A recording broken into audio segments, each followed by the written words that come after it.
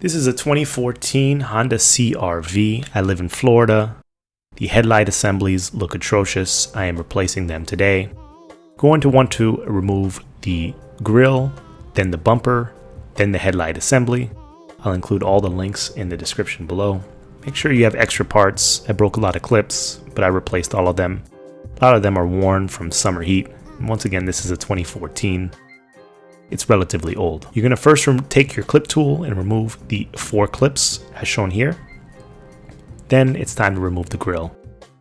The grille has 6 clips, 6 yellow clips, and you can use a flathead screwdriver or a regular screwdriver to pry open, get inside the grooves. I'm going to show you the grooves in a little bit. And what you're going to do is you're going to press them and it should unclip from the actual frame.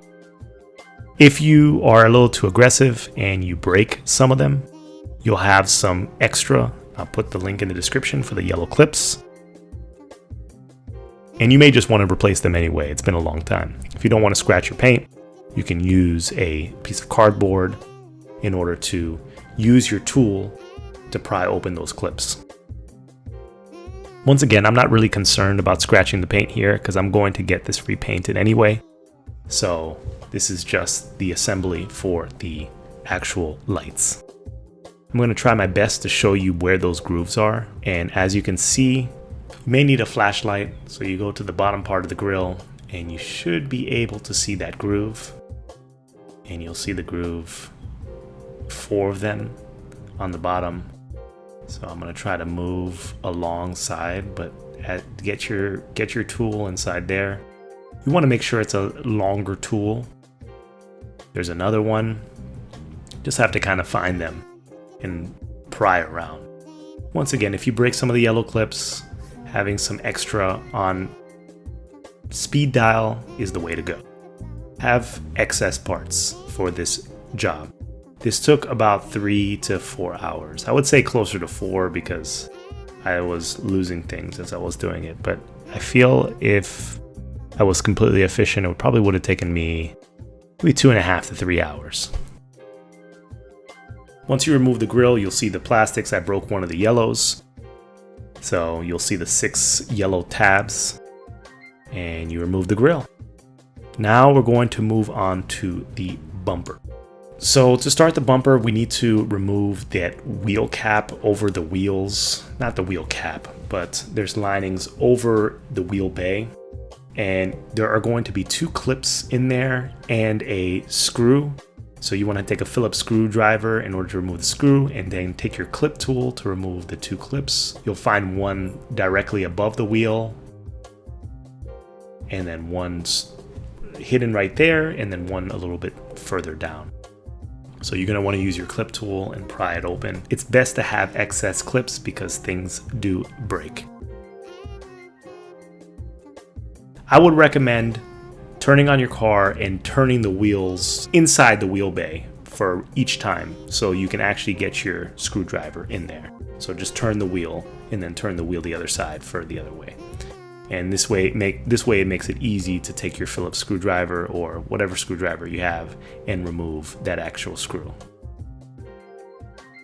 We still have a few more screws and clips to remove in order to drop the bumper.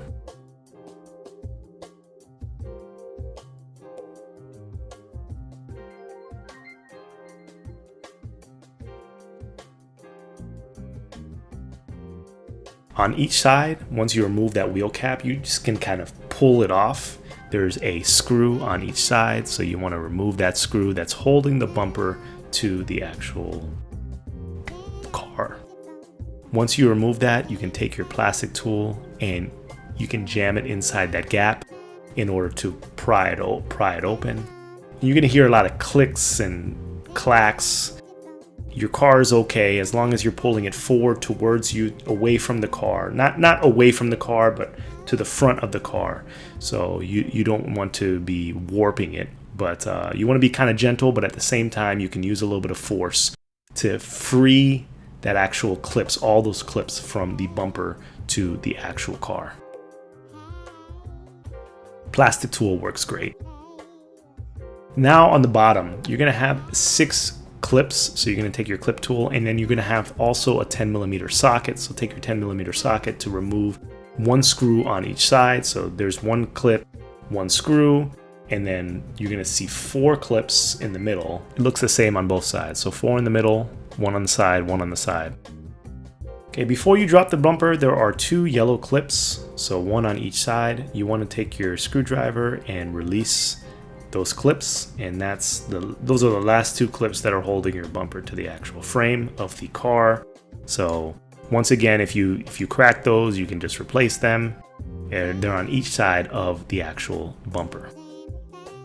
You can get your plastic tool in there in order to help you remove everything and to keep the bumper away from the clips on one side while you wring out the other side, and then the bumper should just drop.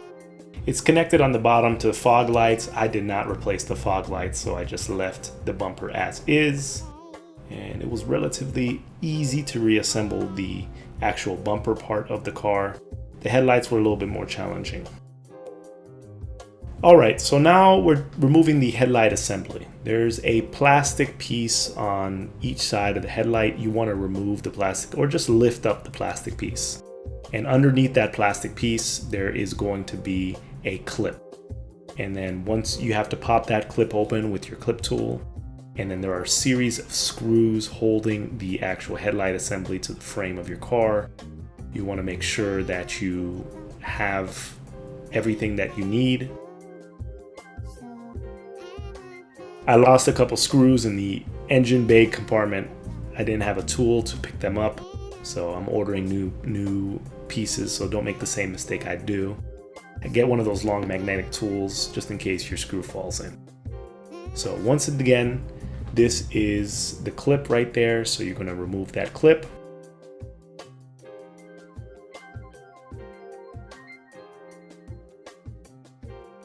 And then there's one screw on the side holding it to the frame.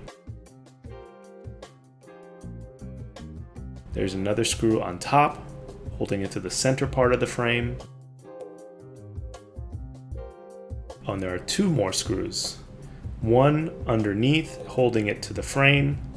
It's all the way in there, so you're going to want to have an extender for your wrench, or just have a power tool, but you need an extension in order to reach that one. And then there's one more on the bottom that you need to remove from the frame. So it's relatively easy. You can look to see where that actual headlight assembly is connected, and you'll see exactly which 4 screws that need to be removed. You use your wrench. Once again, you need an extender for this project. I will drop a link to maybe a toolkit that will help you out. Headlight assembly now can be wiggled out, so you can wiggle that out and remove all the switches in the back, and it's relatively easy. You can just kind of pull it out, wiggle it out. It's gonna fall out. All right, the next thing, there's a clip when you see the actual electrical parts. It's connected to the unit. You can use maybe like a soft hammer or a little mallet to just kind of hammer it out, because mine was very like rusted from years of sun UV exposure. So it was a little hard to take out. And all these lights, they're clipped, so you need to just like remove the clips and then remove it. Just like you're changing a light bulb in your headlight assembly. So this is the headlight assembly, and it's attached to a plastic piece. That plastic piece, like that bracket, is holding your light assembly. And all you have to do is remove one screw on the bottom. That one screw holding it, you'll be able to keep that bracket and use it on your next headlight assembly, because that part is not included in the headlight assembly kit. You're going to want to keep that bracket. And this is what it looks like when you wiggle out that piece as soon as you remove what you need to remove. This is the new unit. As you can see, it looks beautiful. It's not OEM. I'll put the link in the description below. But at this point, it's a 2014 vehicle. I don't really need to use OEM. This was $100 a unit. So I think I spent $175 on both together. So this is what it looks like after you put it back, just reverse all the instructions, and it just gives it a brand new look. I think that this adds so much life to the car. And even if you're selling your car or going to CarMax, they're always asking you if it's hazy or what kind of condition it is. I think that when you get your headlights replaced, you get a new, you repaint your car, you can really up the condition of the actual car, because this car doesn't really have a lot of miles on there, so it's relatively nice. So I'm just wiping off right now some. Let me know if you have any questions. This is a challenging fix, but it is doable. It is doable. Put all the links in the description below. Let me know if you have any questions, and have a wonderful day.